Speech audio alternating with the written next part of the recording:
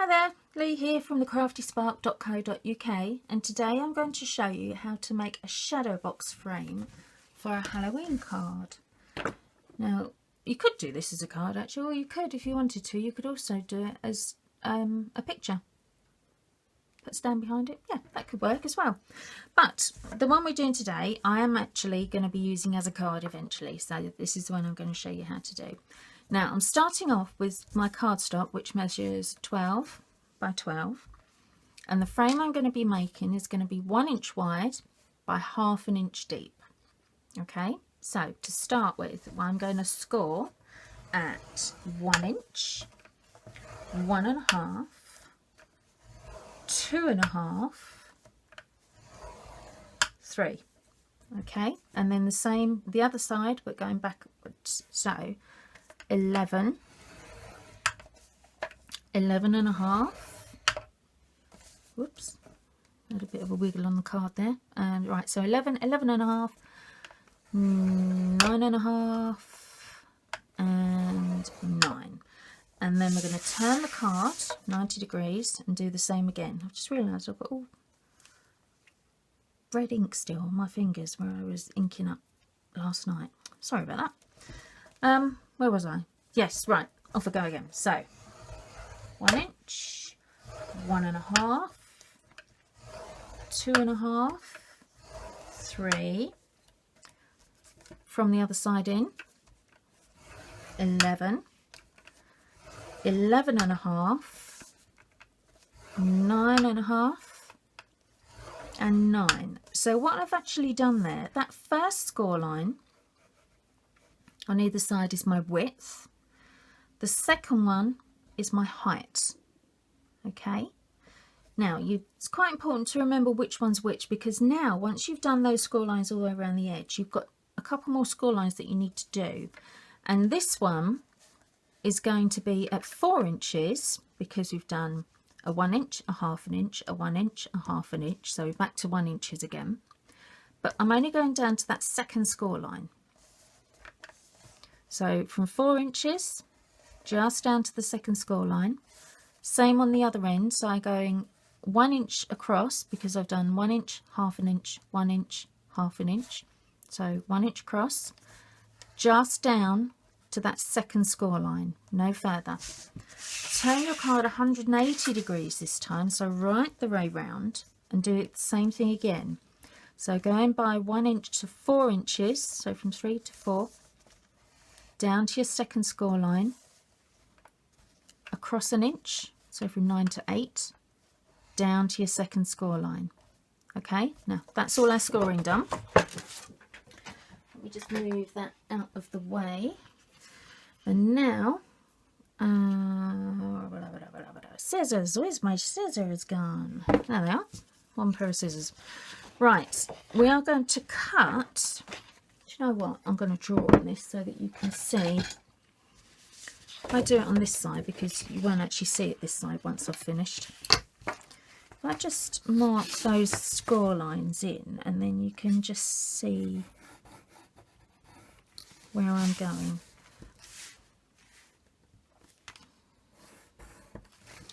Right, so these are the lines. If I just take that across a bit just so you can see where it's going to.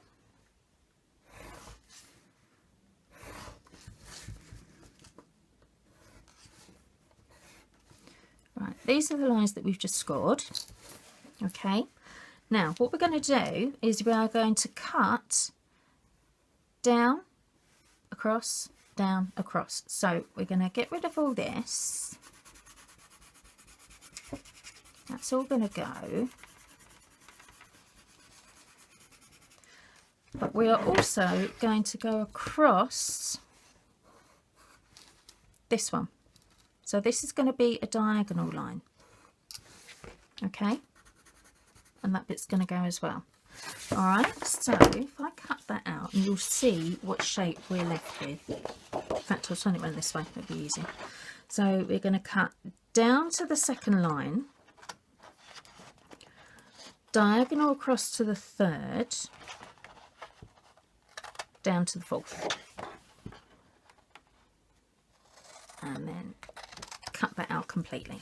All right, so that is the shape that we're cutting out, and we're going to do that all the way around.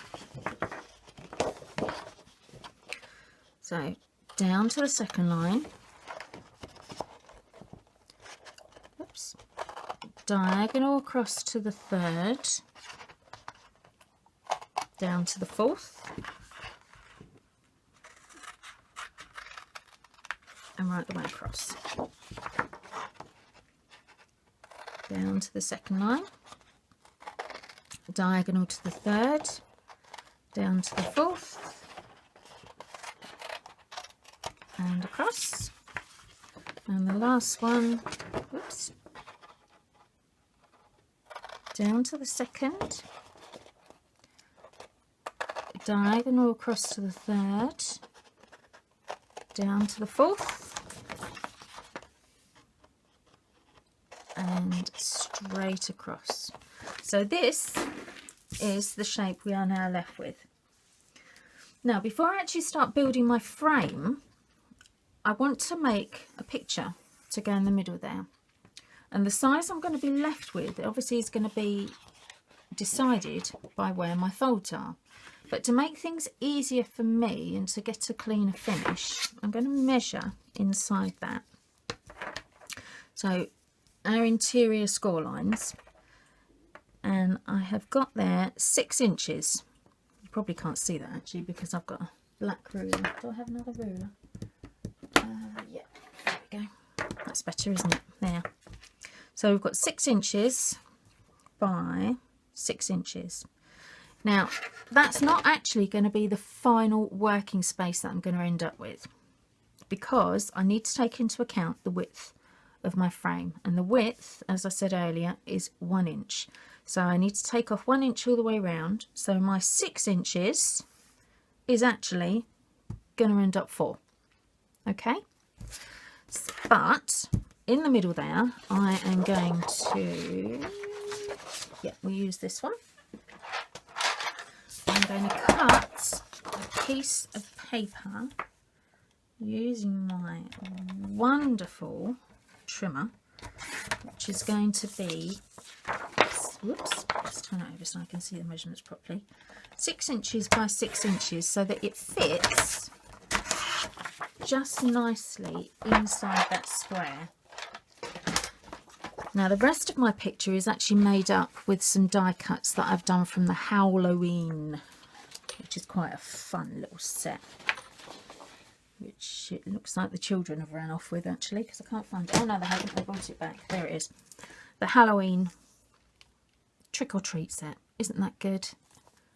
Look at those. And inside I have actually put my framelit dies, which match. Looks like I've put them in upside down actually. I've put them in on some magnetic sheet, but I'll show you how to do that in a different video. If you have a look through my list of videos, there is actually a tutorial of how to set this up, which will show you what to do. Keep them all nice and neat together. Okay, so this is the set that I've used, and I've done myself a really funky owl with a hat. I've done a pumpkin and a boo. Now this pumpkin, by the way, starts off looking like this. So what I've done is I've stamped it in the orange. Now what orange did I use? A Tangelo Twist, I'm sure it was. Or was it Tangerine Tango? Can't remember. Let me just have a look up here. Nope, it's Tangerine Tango. Sorry, do apologise. So I've stamped it in Tangerine Tango, and then with a black pen I've just drawn Mr. Pumpkin's face on there to make it a bit easier to see. And I've also got some of these. They're very delicate, these little what are they called? Doilies? Yeah, doilies. But they are the spiderweb doilies, and you actually get 24 in a pack, I think. 24. So they're pretty good.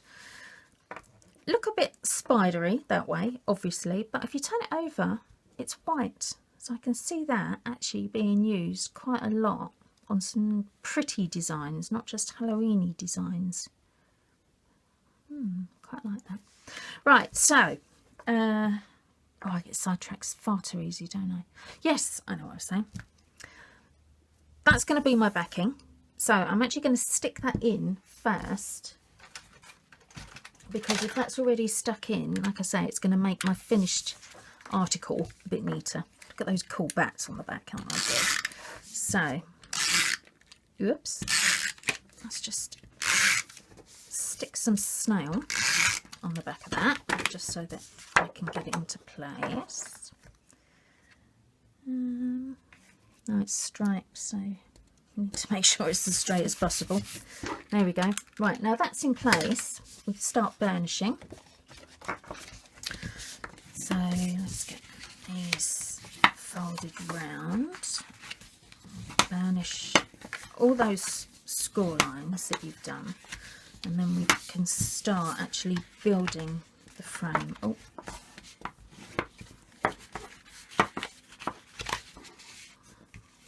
come on card, work with me. Look, I've even got ink on my bone folder.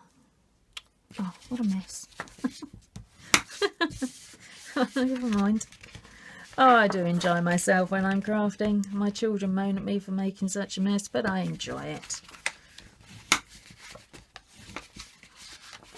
Whoopsie daisy. All the way round. There we go. Now,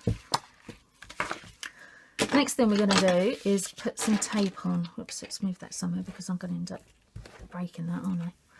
Now, I'm going to be using this super strong red tape, because when you're making these frames, you want them to hold nice and tight and nice and strong. So I find this tape is really good to use. And the tape itself is actually going to go along there. So right under that first score line. Okay.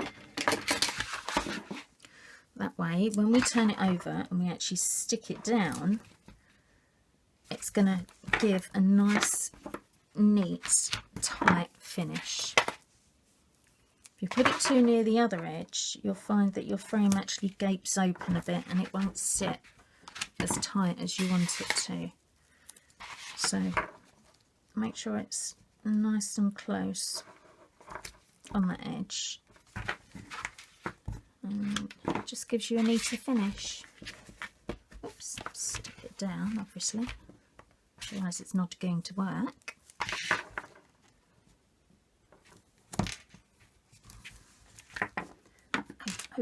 Oh, stuck it to the paper. Please don't rip, don't. Oh, that was close. Right, next thing, we're only going to take off these two square edges because they're the edges we're going to start working with first.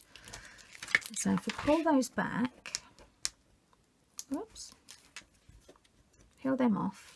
But the two pieces that you've peeled off, don't throw them away. We're going to need those in a minute. So just set them to one side.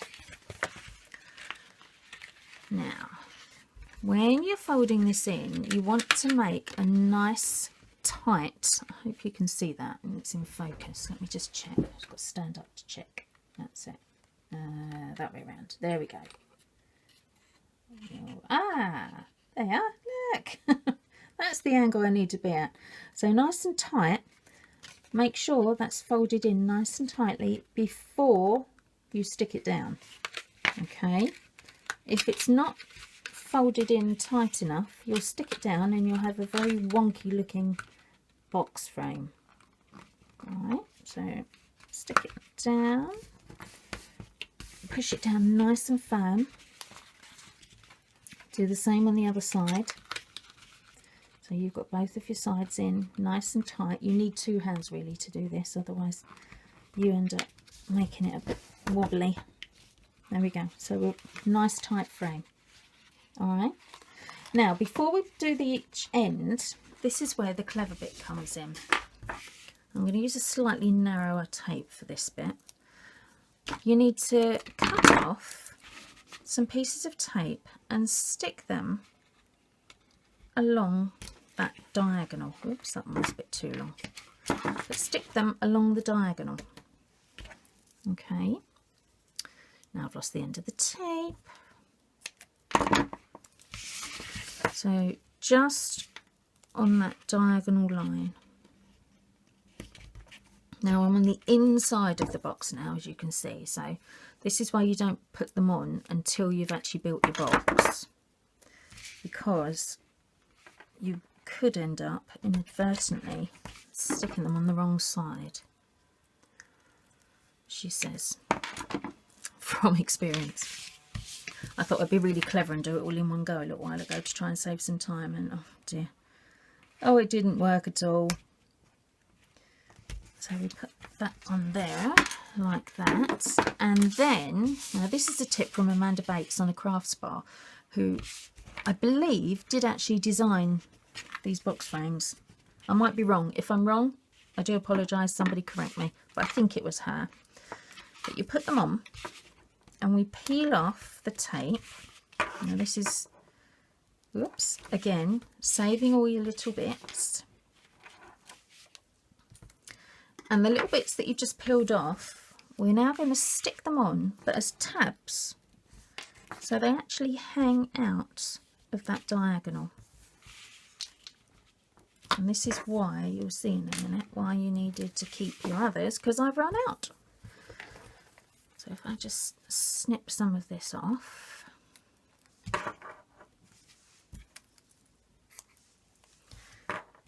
Don't worry about how big it is, as long as it's big enough for you to have a good, decent size sticking out, so that you've got something to grab hold of, because we're going to need to pull those in a minute, as you'll see. Now, let's take the rest of the tape off. Oops, that's one end. That's the other end. Nearly was the other end. There we go. Now, fold that piece, that last piece in. Again, making it nice and tight. But try, if you can, try not to touch this edge. You want it as tight as you can get it, but like I say, try not to touch the edge. And I just stuck my finger right on it there. Did you see that? That's what you call a deliberate mistake. Stick that down. Same on the other end. So fold it in, whoops, nice and tight. Try not to touch your ends. Concentrate more on getting your frame straight than what's going on with these end bits, okay? Because this is where the end bits now come into play. We're going to hold that mitre corner together. See how it gapes open like that? Hold it together, pull out your tabs and stick it down. Look at that, how clever. We do it around the other side as well. So we hold, whoops, hold the mitre together, pull out your tabs and stick it down. Such a clever way of doing it. When I first used to make these, before I realised it was such a good way of doing it, I used to try and stick glue down that hole. Oh, it used to make such a mess. I'd have glue all over my frame and it just used to ruin it. Then I gave up until I saw Amanda's version, and it was just so very simple. So pull them out, stick down your tabs, and there you go. Look at that. Isn't that good? So now I need my doily, which is slightly too big, so I think I'll just nip a couple of those edges off. I don't want to take it too small because I quite like these little pokey bits, but that's it. I think that should go now. That's it, that's better. Let's see, where I've done it so tight, I can't tuck it in. This is why you do it properly. There we are, that's it, perfect. And then my little owl and my pumpkin. Now I want some dimensionals for this. Where are they? In my drawer. There we go. Let's get some dimensionals out. And if I pop those on the back of my little owl. Oh dear.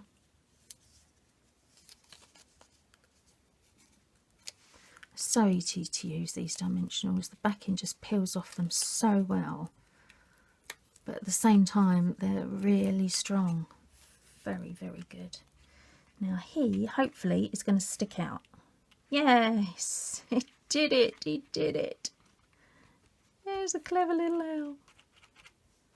Now, because those doilies are so fine, it actually means that my dimensionals are holding the doily in place for me, which is incredibly handy, because if you could imagine trying to stick something on there, it's going to be quite hard work.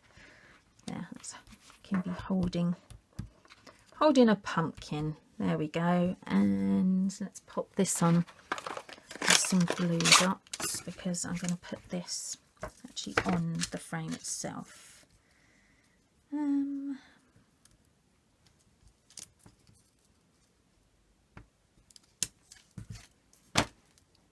There we go. Thought I was going to need my pokey tool, but I didn't. There, how's that? That looks quite effective, doesn't it? Quite like that. Now, I want to make it into a card. So, measure again. Measure, remember I said it was now 6 inches.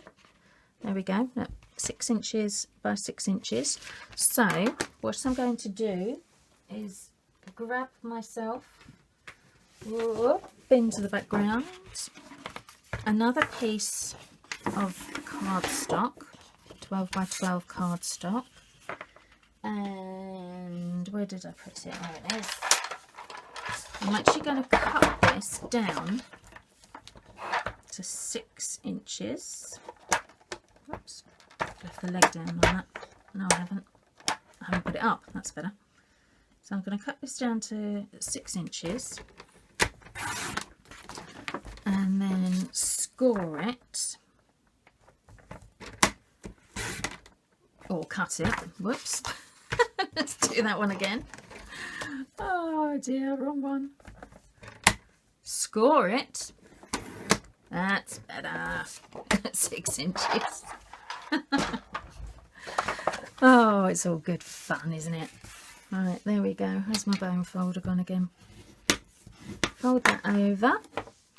Now, I think I'll actually stick this on with some glue to make it a bit easier, then it will stick firmer.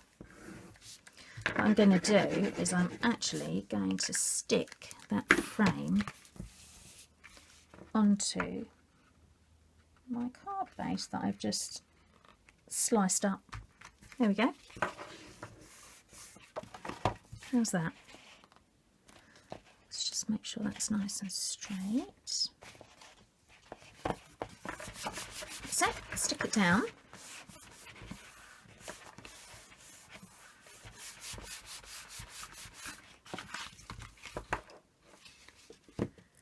Oh, that's so good. Oh, I do like that. I do like that. Right, now I need to make the inside of the card. So, which paper shall I use? I think I'm going to use... Shall I use that one? No, I won't, as it's spiders. Oh, there's so many different designs on this paper. Look at it. I've got it all. I've got it everywhere. I love it. That's quite a good one, isn't it? No, we're on spiders. I need to stay with spiders and concentrate, because I'm far too good at distracting myself. Right, so with some spider, now we're 6 by 6, so I'm going to cut this one, cut it, not score it, move my score tool out of the way. I'm going to cut this to 5 3/4 by 5 3/4, and then I'm also, oops, sorry, I'm just leaning over to get some very vanilla out. With some plain vanilla, I'm going to cut that one. Actually, no, I won't. I'll use the back one first. So that one was 5 3/4 by 5 3/4. I'm now going to cut some black to 4 3/4. See, there was a reason why I cut it wrong. My brain was working forwards before my actual mind was working forwards. Does that make sense? I think so. Oh well. So black is 4 3/4 by 4 3/4. And then I'm going to cut some very vanilla by, oops, where are we? What was that one? 4 3/4. So 4 1/2 by 4 1/2. There we are. Move that out of the way. Right, now where did I put? There we are. That's glue, or should we just use some snail for this? Can't see it. We'll use glue. Look at that one. That's pretty, isn't it? Right. Put some Tombow on the back and stick that. I'm going to have to go upside down, so because otherwise this bit's in the way. But stick that nicely lined up. There we go. Could use a ruler if you wanted to. Yeah, that's that one. Now, in our stamp box, we have Trick or Treat. Obviously, you have to have Trick or Treat, don't you? And that will fit. Look at that. Perfect fit. So, let's stamp that on. And we'll do that in, I think, just... Actually, I was going to do, we'll just do it in black. But why don't we do it in black and Tangerine Tango? Now, I just need to get my markers, because these Stampin' Right markers will allow you, drop them everywhere, to actually colour your stamps. So they're very, very useful. Now this one I have just pulled out, I'm hoping is the wrong one. That's Tangelo Twist. Okay, let's try that again. Maybe it's this one. There we go, Tangerine Tango. Now this is how I do it. There's lots of different ways to do this. There is no right and there is no wrong. It's how you choose to do it. But the way I do it, because I'm only going to be doing the or in the Tangerine Tango, I'm going to ink up the whole thing. I'm doing it upside down so you can actually see where the ink's going. Alright, and then I'm going to grab a baby wipe and fold that into, because I want it quite small. I'm just going to rub the ink off of the or. Like that.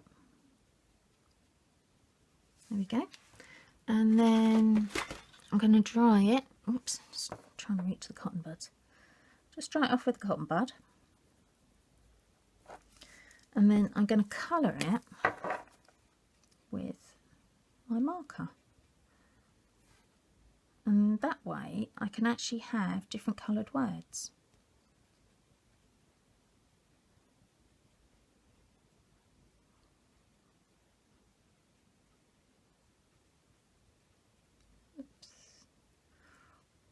Concentrating, so I can't talk and concentrate at the same time. There we go. Alright, and then we'll stamp that just in the middle. Ta-da! And you know what? I'm going to put a little spider on there as well, as we're on spiders. Now I've not been too careful with that because, well, it's Halloween. Don't want to be too careful, do we? There, let's have a little spider.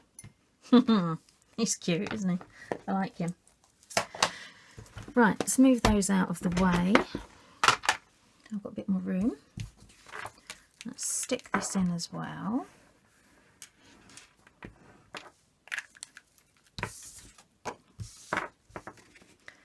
Line it up.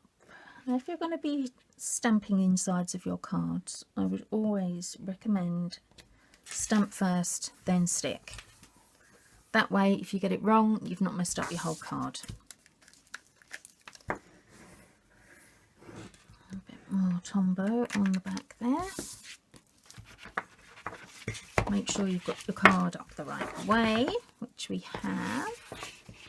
Oops. Now let's get that as nice and centered as possible. There we go.